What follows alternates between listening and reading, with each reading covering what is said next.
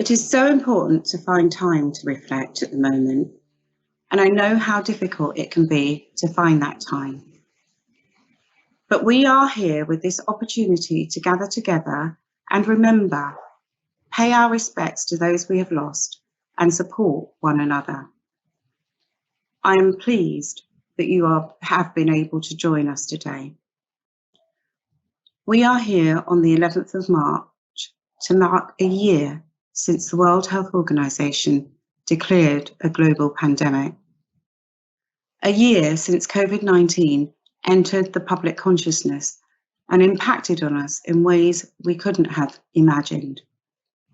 And not just for a month or two, but for over a year now, you have been working under immense pressure.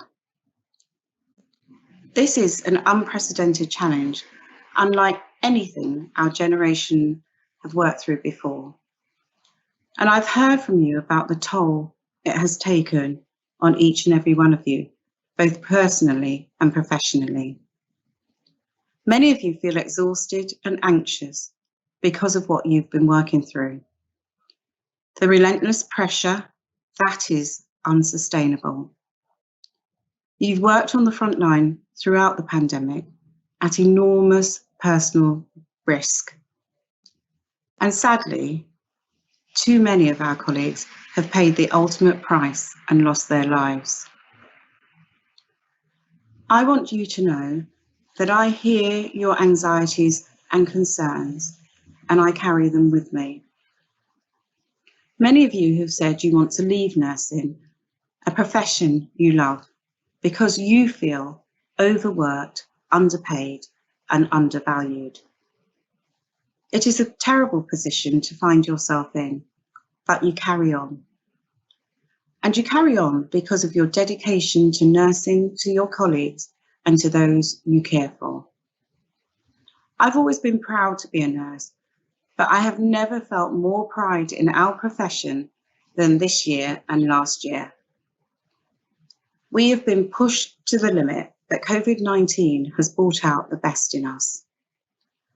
We have worked together as a team, working with a common goal and going above and beyond. And it has demonstrated to those outside of nursing what it means to work in our profession. Our dedication to patient care, how we lead teams, make complex decisions to diagnose and treat patients. Our work in research, innovation, influence in practice. How nursing is fundamental to patient safety. And the power of the voice of nursing. We have led the COVID-19 response, and we continue to lead through the vaccination programme as it is being rolled out.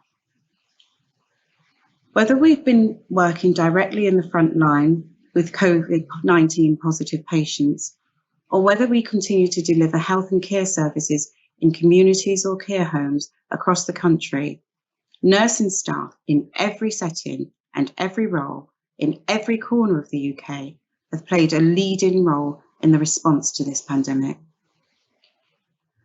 We have spoken truth to power every day when we advocate for our patients and when we speak about our experience in the workplace.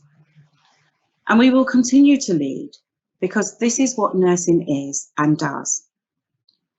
As health and care service leaders start to think about the return to normal service after COVID-19, we will make sure that the nursing voice is heard and is leading those discussions. We are here today to reflect on the year past, but also to come together and reflect on the tragic loss of colleagues to COVID-19. And every week we hear the news that more healthcare workers have lost their lives. Every single death recorded during the pandemic is a sad loss for a family or a friend, but it is a tragedy when someone has died caring for others. Nursing support workers, nurses, midwives, nursing students, or our healthcare workers from other professions. I know I speak for us all here today when I say our thoughts are with the families and friends of every single member of the nursing community who have lost their lives during this pandemic. We will hold a minute's silence at 11 o'clock to remember those we have lost, reflect on the past year, and consider the immense contribution we have made.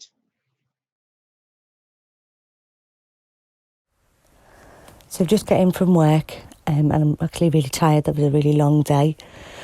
But I'm glad that I've been in and kind of seen for myself what's happening.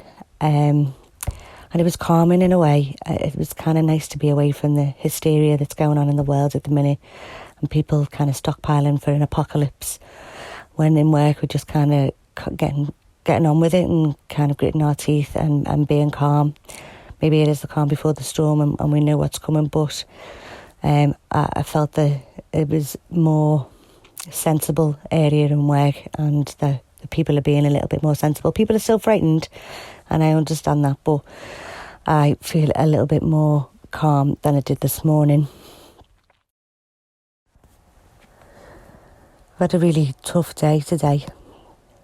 I had a patient who came in with a broken hip and with symptoms of COVID-19, and an elderly lady who was in lots of pain and quite hard of hearing, and her eyesight's really poor, so she must have been really frightened seeing me in a gown and a mask kind of coming towards her.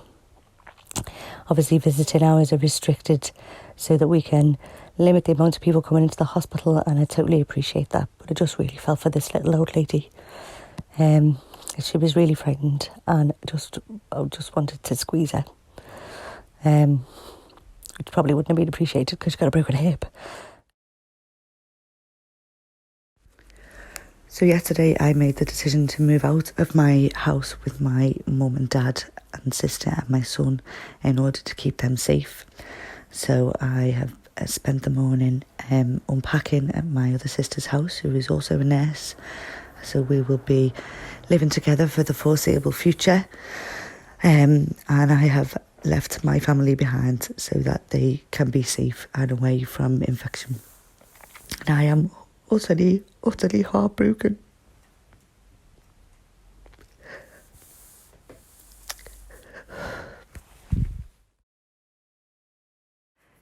Remember with the Australian bushfires, when you were waiting and watching on the news and social media, and you're waiting for those kind of clouds and the fire to come, but there's nothing you can do apart from sit and wait and watch it happen.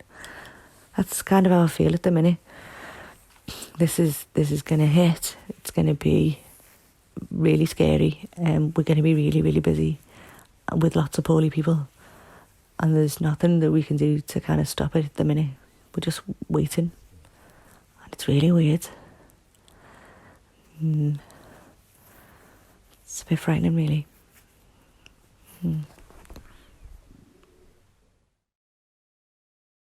I'm so proud of everything our profession has done this year. How nursing staff have stepped up to the mark, making superhuman efforts to make this incredible pandemic something that we have been challenged by, but which we will not be defeated by. The nursing response to COVID-19 has demonstrated, above all, the exquisite skill, expertise, and complexity of the knowledge that our profession deploys in everyday decision-making. It has made nursing visible as never before to politicians and the public, giving them new insights into what nursing staff have to contend with and do every day. Our profession is familiar with managing and often excelling and exceeding expectations, even our own, in a crisis. We lead from the front in situations of challenge and difficulty. We troubleshoot, we problem solve, we find ways to get treatment to patients and deliver care as effectively as possible. Nursing staff have demonstrated, above all, they are leaders as well as partners and practitioners in healthcare. And this has been clear for all to see. And it's never more forcibly expressed or represented than in a pandemic. Strangely, Spanish flu, SARS, MERS, Ebola, the early days of HIV, bring out the best in our profession. Why? Because often these are periods of great uncertainty, panic, fear, anxiety, all meld into one, because we just don't know often what it is that we're actually confronting. And that's the moment when, in the absence of effective therapeutics, what do we have to fall back on? We fall back on the very fundamentals of nursing care, because that is what gets patients through. What we're seeing from research is just how innovative you've been, how creative you have been in choreographing new ways of delivering and managing and organising care. New ways of communicating and forging those links virtually between patients and their loved ones when they can't visit. When you can't feel that human touch from those you love around you, especially at your hour of need. We've been trying to find these different ways to help people talk, to help people connect, and sometimes say their last words to their loved ones. Nurses have been at the forefront of developing these technologies under the most adverse and pressured of circumstances. We've cared not just for patients and done this as equitably as possible, but also patients' loved ones. Everyone has been included, and now we're trying to switch on those services which have had to take a bit of a back seat, and we're ramping those up as we move into a different phase, we hope, of the pandemic itself. That is over and above rolling out and launching and supporting the largest global vaccination programme within the shortest, most compressed timeframe this world has ever seen. This is such a moment in our history. And you are leading from the front, doing all of this simultaneously. It is such an awesome and magnificent achievement. I have a sense of how difficult this year's been for you and for all members. And I just want to share my huge, huge thanks to you for all that you have done, and to do so from the bottom of my heart. Thank you for continuing to do all you do for patients and for our colleagues.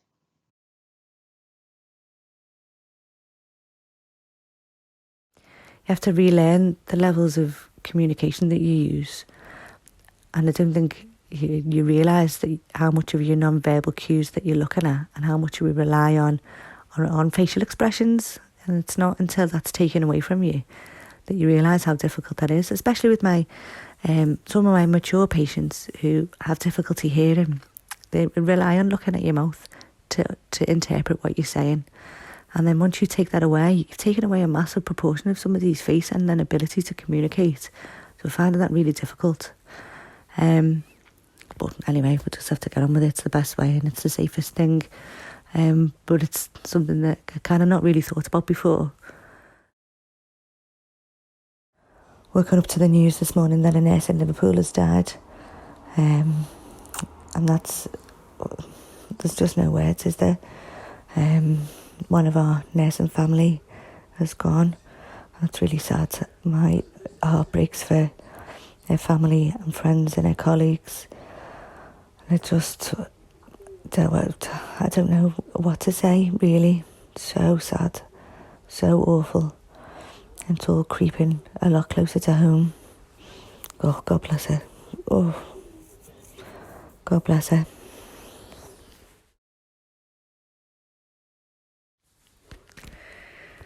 So I had a text this morning from my GP to tell me that I'm in a high-risk category and that I need to isolate for 12 weeks. And I knew that was coming, and I think, moving away from home, I knew I was going to keep them safe, and I've been trying to do my best in work and to do my best for my patients and my colleagues, my team, and now I don't know what to do. So if it was anybody else, I'd be telling them absolutely go through your front door and stay there for 12 weeks and keep yourself safe. But I'm a nurse and I need to be nursing my patients. I need to be with my team. But I also need to keep myself safe for my son and my family. So I'm really conflicted and I don't know what to do. And I just feel a bit grim about everything, and I just want to go back to bed and hide under the duvet and wish that none of this was happening.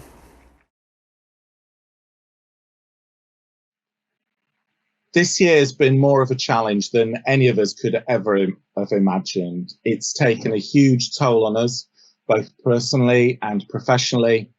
None of us have been unaffected by the pain of the last year, and almost all of us have lost friends, colleagues, and loved ones to this awful pandemic.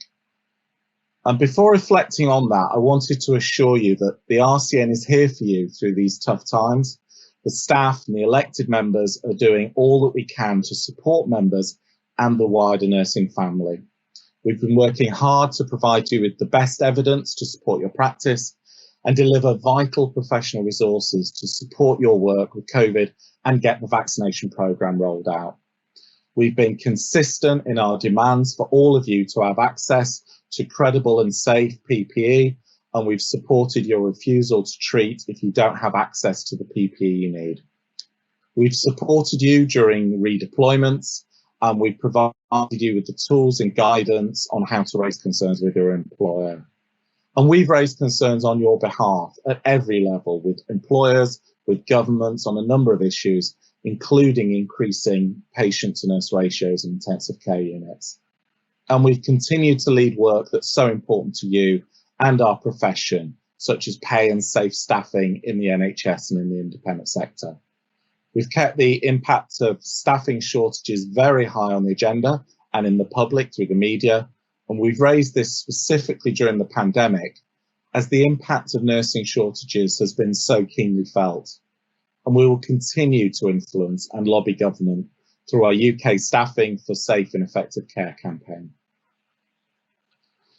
It's been such a sad year for all of us. Each of us has now likely experienced the death of a patient, the death of a colleague, death of a friend, or the death of a loved one through COVID. And we feel each loss very deeply and very personally. We feel the collective loss of all those who've died because of the virus.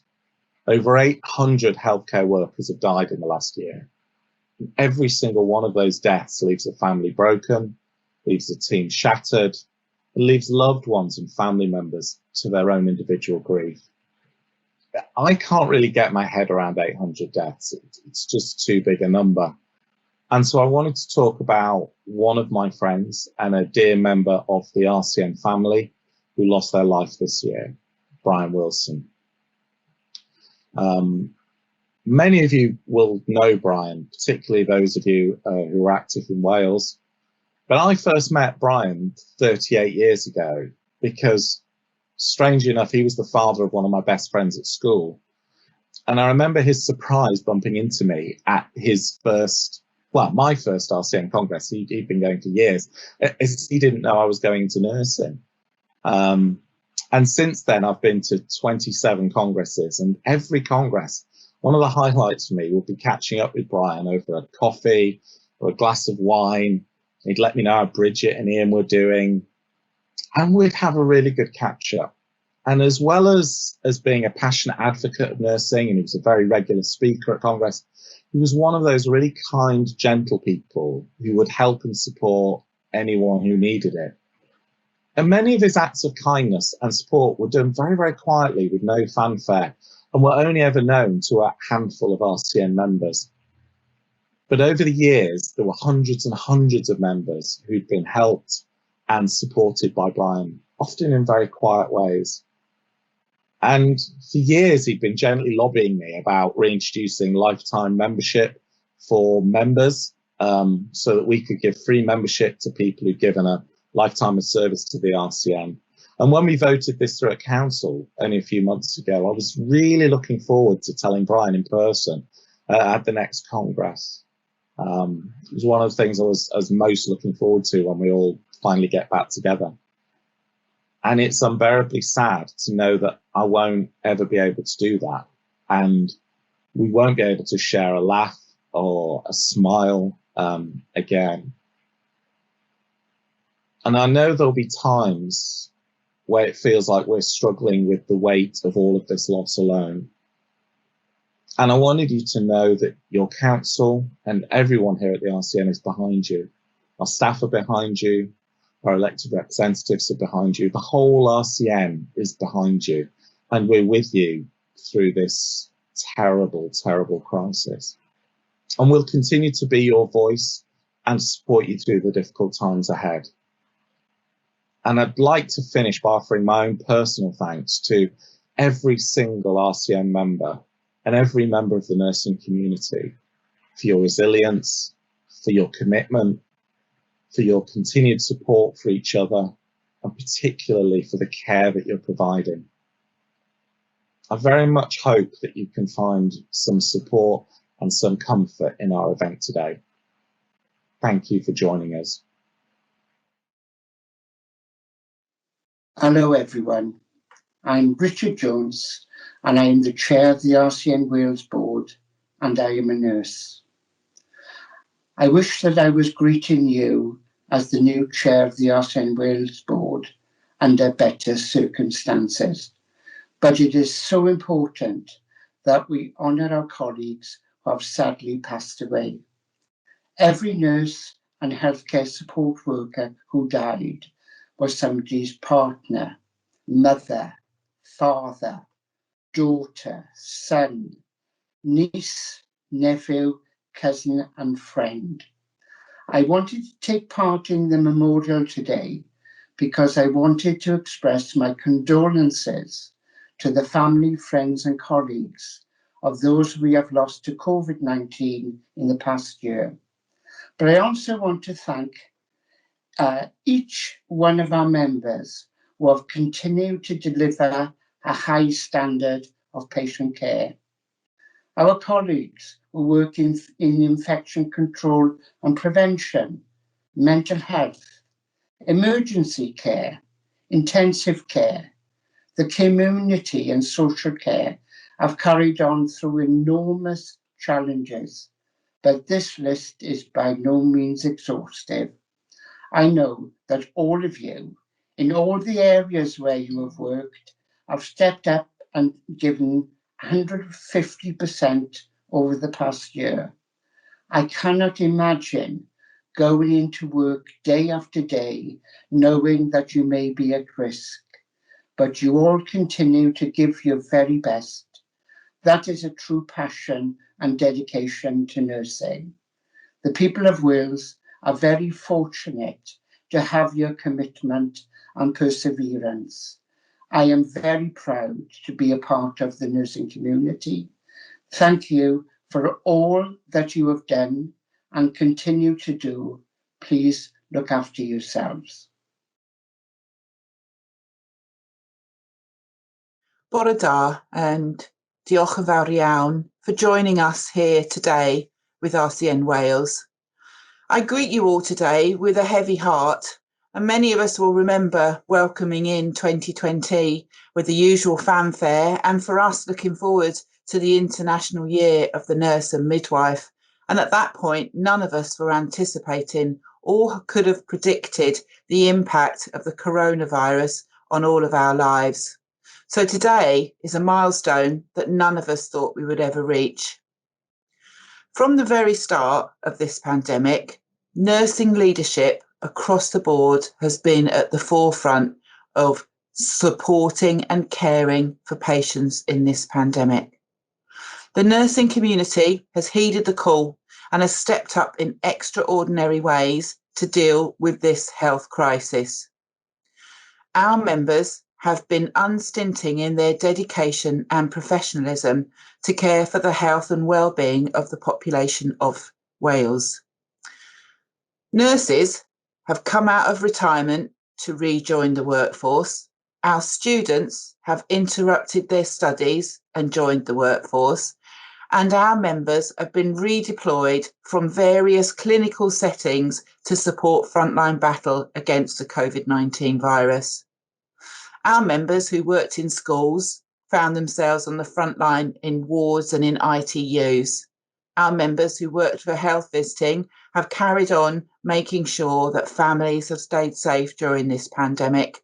And our members, district nurses, have supported care homes when they have had difficult staffing situations. And our members in care homes have looked after people in a way that they never thought they would, often having to facilitate the care of the dying with their families through video calls. A quite phenomenal achievement from our members and the nursing profession across Wales.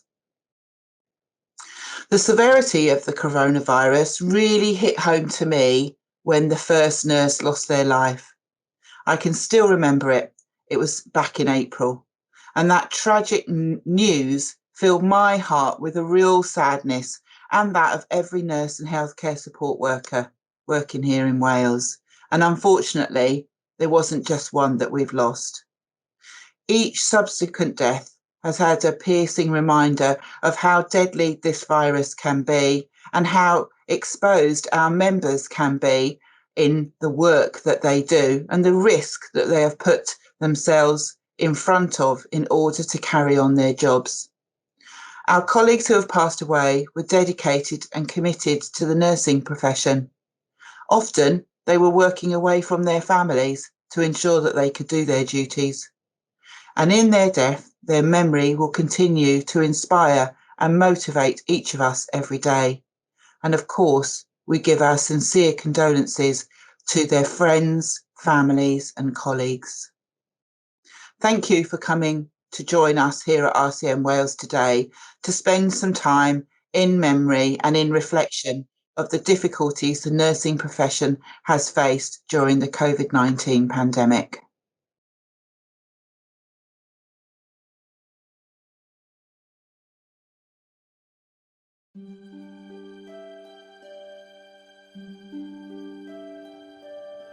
When all the world is a hopeless jumble and the raindrops tumble all around, heaven opens a magic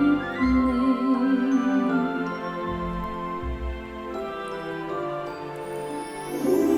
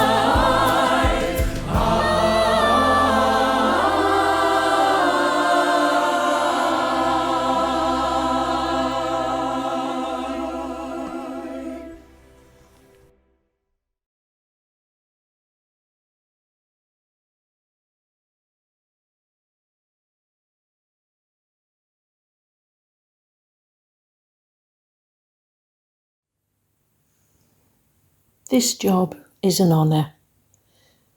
Morning of a shift, unsure of what's to come, and yet it's what you love, so no, you do not run. You put on your mask as it's the latest style, and your eyes now become your new lovely smile. Those we care for are anxious and scared. Their fears and sadness, you encourage them to share. You listen to their stories about their wonderful lives and comfort them, support them in these uncertain times. By the end of your shift, yes, you're ready for home, but you can't help but think of those feelings so alone. This job is an honour, but comes also at a cost, as we have seen even our colleagues whose lives have been lost. Yes, this job is an honour, very humbling, emotions run high, yet is heartbreaking to see just how many have had to whisper their final goodbye.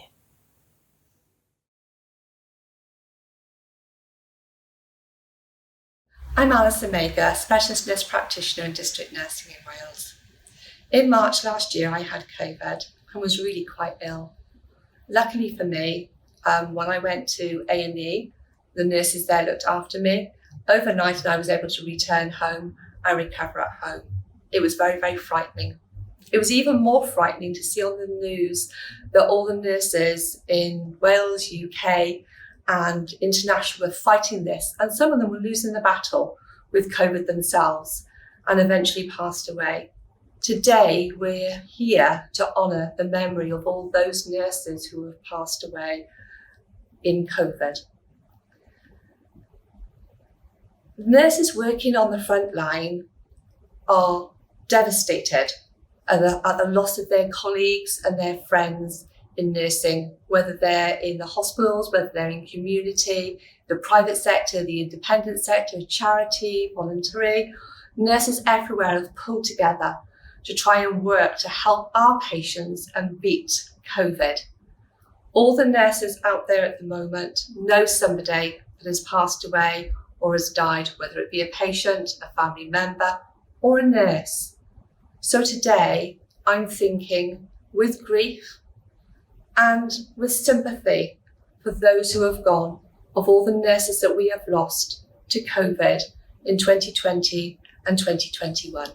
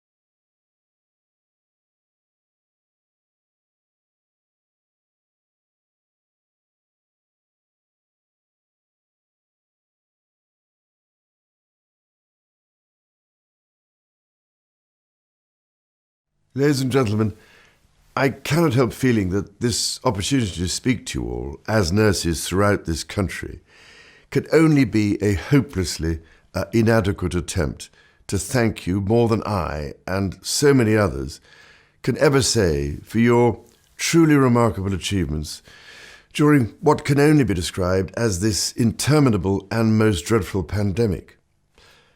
Over the past year, you have quite rightly been in the forefront of the public's mind, even as you have been on the front line of our marvellous National Health Service.